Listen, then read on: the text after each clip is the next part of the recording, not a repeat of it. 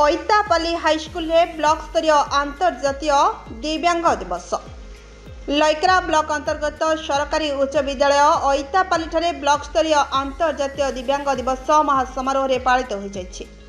गोष्ठी शिक्षा संयोजक जन्माजय नायक सभापतित्व अनुष्ठित होइतिबा उद्घाटन उत्सव में गोष्ठी शिक्षा अधिकारी हिमांशु बाग मुख्य अतिथि भाव में जोग देइतिबा बेले सम्मानित अतिथि भाव में विद्यालय प्रधान शिक्षयित्री पंकजिनी बेसन, सहकारी गोष्ठी शिक्षा अधिकारी हरिश्चंद्र नायक, आईईवी दुर्जन मरेही प्रमुख जोग देइथिले।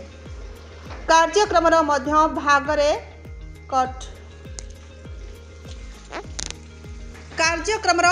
भागरे छात्र छात्री मध्य म्यूजिक चेयर, गीत, दौड़ कूद आदि विभिन्न प्रतियोगिता अनुष्ठित होइथिला।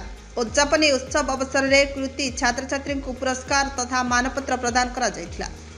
साहसपुर सीआरसीसी प्रदीप कुमार नायक मंच परिचालना करथिबा बेले तालमुंडा सीआरसीसी मनोरंजन कंटा धन्यवाद अर्पण करथिले।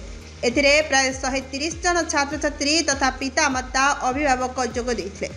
गोष्ठी साधन शिक्षक गोविंद विश्वाल एवं MDM data entry operator Sushant Pradhan तत्वावधान तथा समस्त सीआरसीसी एवं शिक्षक शिक्षयित्री सहयोग में कार्यक्रमटी सुचारू रूपे संपादित होइतिला।